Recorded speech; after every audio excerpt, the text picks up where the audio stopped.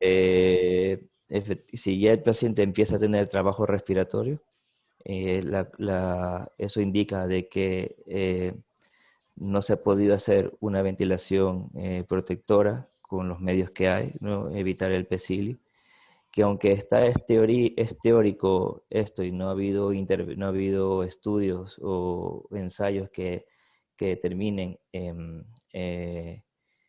qué intervención podemos hacer en estos pacientes para disminuir el PECILI, aparte del soporte ventilatorio.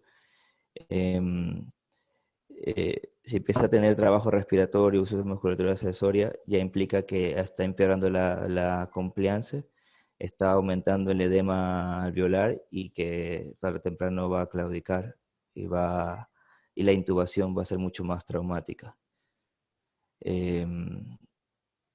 Si no tenemos camas y puedes llevarlo a un centro y quieres prolongar un poco y disminuir ese trabajo respiratorio, tienes que intentar sedarlo. Esto no está en la clínica, no está en ninguna parte, pero usar opiáceos puede ayudar a disminuir el impulso ventilatorio en un estado desesperado. Parece que el propofol, si está ya en un medio más controlado y no tienes cómo intubarlo y quieres prolongar un poco más su soporte, disminuir el impulso ventilatorio que puede llevarte al PECILI, podrías optar propofol a dosis bajas, que se ha visto que sí disminuye un poco más el impulso ventilatorio respecto al opiáceo, ya que el opiáceo lo que hace es disminuir la frecuencia respiratoria, pero no tanto la contracción muscular. Entonces, el grupo de Amato es el que está estudiando, los brasileños, su grupo también en coordinación con los franceses están viendo qué medidas se puede aplicar para intentar parar el PECILI, no solamente utilizando cuando ya la ventilación mecánica no invasiva o el soporte que estés dando no es suficiente. El uso de bicarbonato también salió en una charla para intentar, por otro mecanismo, el bioquímico, tratar de disminuir el impulso ventilatorio. La hiperoxia también ayuda a disminuir el impulso ventilatorio. Tal parece que por ahí van a ir los tiros, de cómo tú, cuando tienes un soporte ventilatorio eh, no invasivo, tratas de aportarle un poco más y que no llegar al daño autoinducido por el paciente, ¿no? Disminuir esos swings de la presión esofágica profundos y no hacer que el paciente hiperventile y aumente el estrés y el strain. No sé, si yo sé que son preguntas de combate, hay que ser inventivo, pero eh, van a ir por ahí los tiros en el sentido de individualizar la terapia. Y si llegamos a eso, posiblemente se monte con pocos instrumentos algo en casa, monitorizar la presión, la contracción diafragmática, y cuando se acaben todos estos mecanismos, sí llevarlo al hospital. Pero bueno, estamos especulando demasiado. Me parece que fue un ejercicio mental el que me han hecho hacer. Poderoso. Y, son situaciones, creo que, como bien lo contó Jorge Mira, que ha vivido eh, en la desesperación, ¿no? ¿no? digo que es una locura, pero eh, hay gente que tiene un poco de recursos y puede, pues, como se hace a modo por decirlo jocosamente, no sé si cabe el término, armar una mini UCI en ciertos domicilios, pues, ¿no? Claro. Ricardo, no sé si alguien tiene una pregunta. Quiero de verdad que alguien le haga una pregunta a Ricardo, que le haga hacer ejercicio mental. Aprovechando que estás acá, me he dado cuenta que has hecho mucho énfasis en PECILI, ¿no? Eh, recuerdo un artículo rápidamente, no sé si era uno de estos famosos tipos Tobin. Todo bien, sí, ya sabes qué te voy a decir seguramente. Sí, sí, Que sí. el tipo, incluso hay una foto que el tipo está parado escondido para poder ver al paciente y ver cómo se contrae el esternocleidomastoideo, eh, porque hay limitaciones, ¿no? O sea, Ecuador, imagínate que en las terapias intensivas en Guayaquil son contadas, las camas son limitadas, entonces, pero tenemos gente que está haciendo primera línea como tú recuerdas, ¿no? En lugares fuera de las principales o grandes ciudades, y no tenemos a veces un gasómetro, y nos toca hacer SAFI eh, y valorar estas cuestiones, ¿no? Quizás con ciertas limitaciones, eh, una idea de que tú digas, mira, sabes que este paciente no lo puedo tener acá, debo pensar en derivar al paciente. Debo pensar en mandarlo a un centro, en el mejor de los casos, pues no, si llegaras a conseguir un espacio. Eh, Pero la idea sería esa, ¿no? O sea, ¿en qué momento tú dices, bueno, mira, el PSIL está marcado, yo no tengo tomógrafo, mira que María Eugenia está en Loja, ¿no? Como nos contó, y tiene un poco de limitantes con las imágenes. A veces no tenemos ecógrafo, etcétera, ¿no?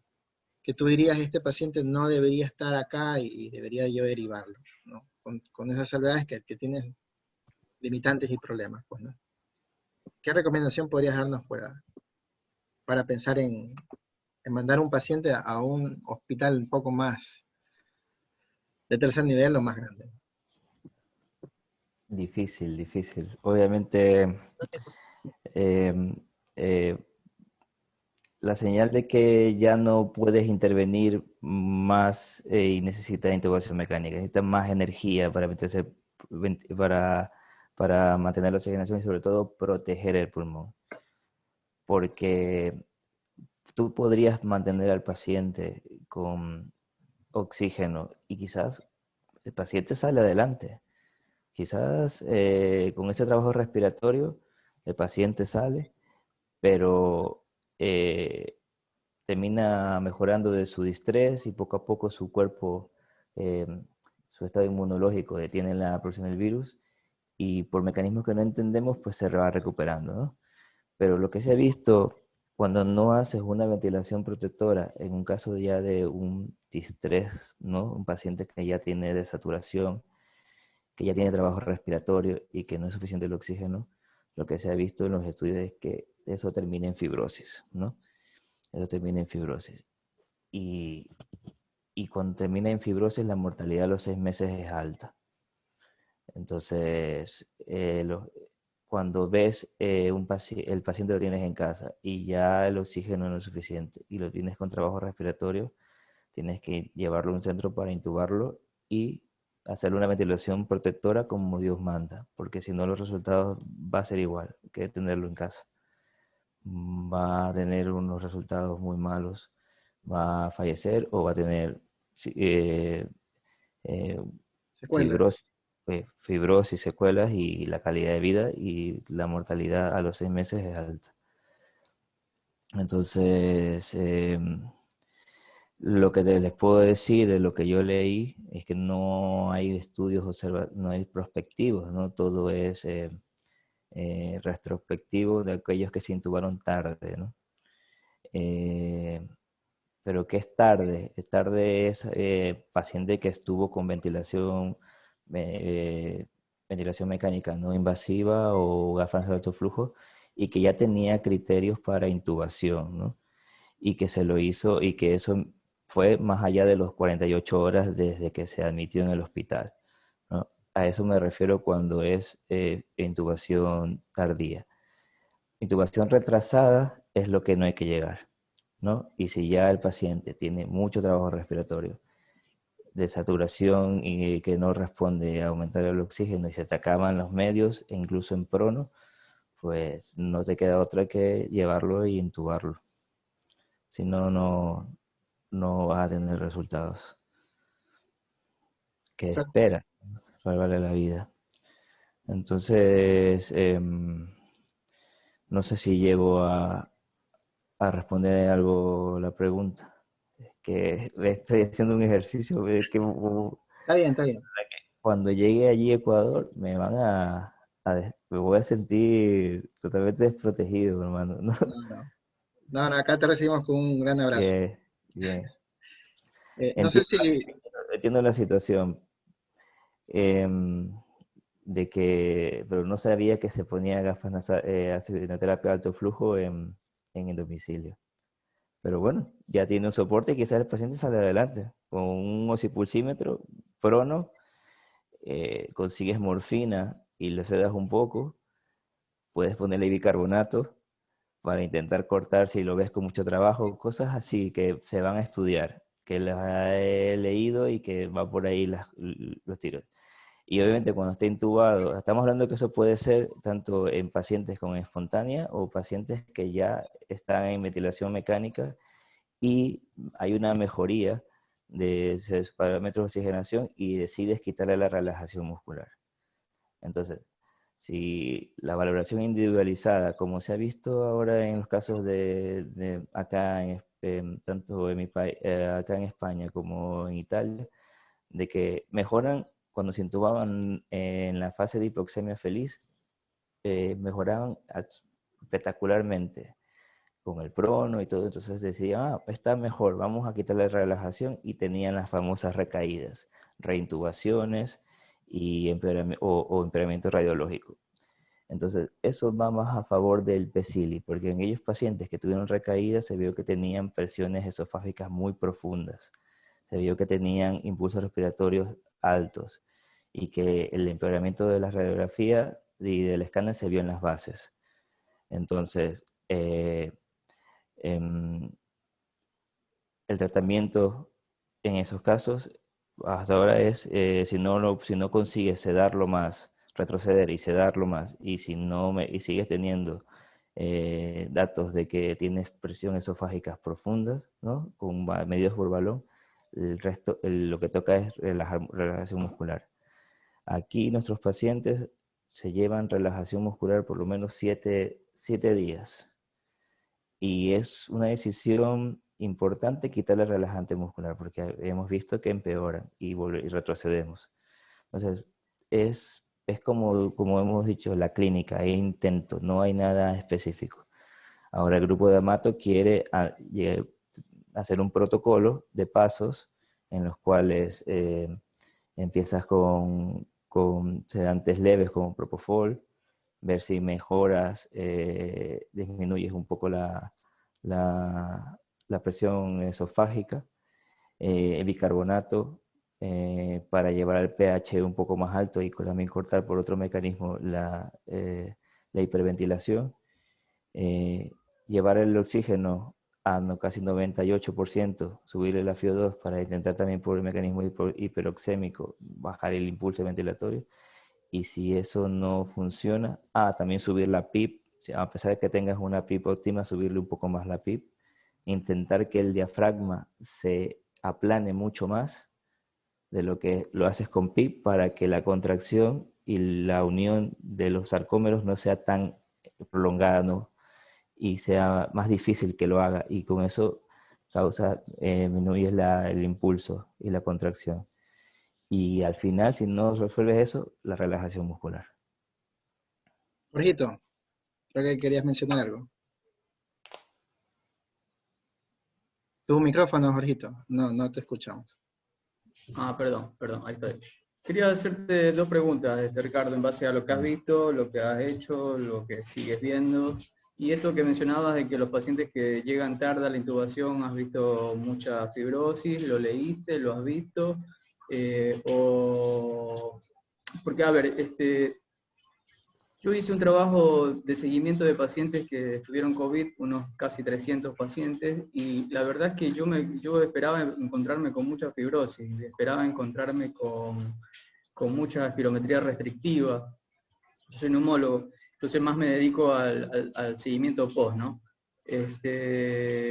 La realidad es que los pacientes al mes del alta el 80% tenían una espirometría restrictiva, tenían todavía cambio de virus esmerilado porque el pulmón tarda en sanar, pero la gran mayoría de los pacientes, independientemente de qué método de alto flujo o ventilación mecánica hayan tenido, la gran mayoría a los 3-4 meses tenían una espirometría normal, tomografía casi normal, y un 5, 4% tenían algo de todavía tractos fibróticos, pero no panal, ni pérdida de volumen, ni fibrosis como tal. Eso es lo primero que quería preguntarte. Quizás, bueno, ves pacientes más agudos, pero bueno, por ahí tienes algún dato. Y lo otro es que en vista de que, como todos sabemos, en estos pacientes uno tiene que disminuir el drive ventilatorio, que es lo que uno quiere, el impulso ventilatorio. ¿Qué opinas de, calculo que más adelante hay una charla de esto, pero desde tu experiencia, ¿qué opinas sobre APRB en estos pacientes? En vista de que estos pacientes uno quiere apagar el drive ventilatorio, ¿no? El APRB. Entiendo que el APRB lo uso muy poco, pero entiendo que no tengo que tener el paciente. Es un método respiratorio que se usa a un modo de rescate, ¿no? ¿Por qué? Porque a nivel de... El paciente no tiene que estar relajado. Tú pautas una presión alta y una presión mínima, y durante esas presiones el paciente hace sus excursiones ventilatorias, ¿no? No tengo mucha experiencia o he leído de que la PRB podría protegerte del PECILI. Obviamente no lo estás controlando si tienes un paciente que está en espontánea prácticamente. Pero mis conocimientos no llegan hasta ese punto. No sé cómo hacer una ventilación protectora con APRV o APRB. Ventilación protectora, ¿en qué nos referimos? Una driving pressure menor de 14. No sé si tú me tienes más conocimiento en esa parte, pero con el APRV la limitación que tiene es de que no puedes mantener una ventilación protectora con una driving pressure menor de 14, menor de 15, porque no estás, el mecanismo ventilatorio es espontáneo, ¿no? Tú pautas una presión alta que puede ser por debajo de las platós. La presión alta puedes ponerla en 20, 25, que sea por debajo de 27, 20, 30, de acuerdo a los parámetros ventilatorios de oxigenación que tú necesitas. Pero tan protectora no la considero. Y más aún con el PECILI, si no tienes un balón esofágico, no puedes saber qué está pasando a nivel del diafragma y a nivel de las excursiones esofágicas con el APRV. No sé si llegué a contestar tu pregunta. Sí, sí. O sea, es que está claro que hay que hacer una ventilación protectora, ¿no? Y eso incluye un drive pressure menor de 14. Con el APRV no tengo idea cómo hacerlo y si es adecuado o fidedigno, ¿no? No tengo un balón de esofágico para medir que las respiraciones espontáneas que hagan APRV no me generen daño miotrauma, no daño diafragmático, si no tengo un balón esofágico. Entonces, a pie de cama con el APRV, como hemos dicho, es un modo de rescate de hipoxemia refractaria. Pero en pocas ocasiones he llegado a tener que utilizarlo, ¿no? Salvo en pacientes que está contraindicado el prono, lo he tenido que utilizar, pero no ha sido del todo bueno. Bueno, yo quería complementar algo, Jorgito. Creo que, igual que Ricardo te menciono, yo no ventilo muy poco a PRB. Tengo una charla más adelante que es de Fausto. Fausto sí tiene una experiencia, creo, importante con ese modo ventilatorio. Y bueno, el hincapié es de hacer lo básico, lo estándar que está comprobado, ¿no? La ventilación protectora, como lo mencionó Ricardo. Y sí me preocupa que del PECILI nos vayamos al BILI con APRB. No soy experto, definitivamente no lo soy. Y es como todo en la vida, ¿no? Con responsabilidad el monitoreo, puedes hacer lo que tú quieras, pero si estás monitorizando al paciente, ¿no? Entonces, no he tenido experiencia tampoco en ello y me preocupa si es la parte del billing realmente con el seteo del APR. No sé si alguien más tiene otra pregunta. La verdad que podríamos preguntarnos aquí un par de horas más, pero quería seguir con la siguiente exposición. No sé si alguien tiene una última pregunta. Aprovechen, 15 segundos. Ricardo, una última pregunta. ¿Tú crees que el pronovigil, en tu experiencia, sí retrasa la intubación, la estropea, la empeora? ¿Tú intentas el pronovigil como ese paso para no intubar al paciente? ¿Cómo lo has vivido? Sí. Eh, la verdad que con lo que mi experiencia con el Pruno Vigil no ha sido del todo satisfactoria porque depende mucho de la enfermería, ¿no? Si no logras convencer a la enfermería de que esto, de que entrar y ayudarle a hacer el Pruno Vigil a un paciente, y mover los cables y ayudarlo, le va a beneficiar, es jodido. Pero la verdad, si tú solamente lo haces tú y no lo hace nadie más. Es un gremio muy fuerte, pero bueno, eso es una de las cosas, pero de ahí son estupendas profesionales. Otra, de que sí, mejora la oxigenación, pero me lo toleran muy poco tiempo. Tengo que usar opiáceos para tratar de que puedan descansar en prono. Y es que estamos hablando de que mi perfil de pacientes, ya sabes que el grado etario aquí hay mucho población más longeva. Son pacientes de en torno a 60, 70 años y lo toleran poco. Lo toleran poco y sobre todo cuando lo pasas a supino, eso que ganaste de oxigenación, pues lo vuelves a perder. Se cae. Entonces, si tengo un paciente colaborador, puedo tenerlo pronado por el tiempo y quizás salga del hasta que haga efecto los corticoides, los antivirales que estamos utilizando. Ganar tiempo, ¿no? Puede ser, pero eh, no es, no llega a convencerme, ¿no? Eh, ahora estuve leyendo que hay un estudio piloto, parece que mostró algo de resultados del Pronovigil y ahora hay un gran estudio en el cual va a ser prospectivo, randomizado, doble ciego, multicéntrico en el que van a aplicar el prono y hay que esperar los resultados. El mayor estudio que leí con, con Prono Vigil es uno hecho por mexicanos que tiene la cohorte más grande, pero es retrospectivo. Bueno, y ellos no tampoco encontraron es el Apronax, creo que sí. Apronax creo que es un antiinflamatorio. No me acuerdo muy bien. Creo que es el grupo de Monares, ¿qué te refieres? Sí. Y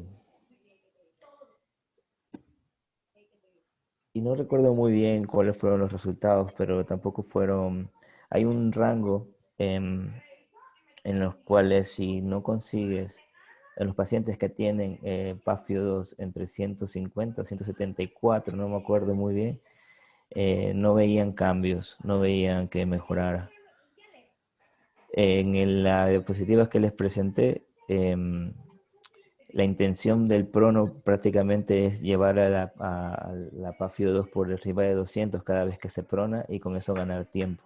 Eso fue lo que entendí de lo que en este artículo, de este protocolo que utilizan, que si está bien el paciente con gafas nasales de alto flujo o con la BIPAP, en este caso el helmet, ¿no?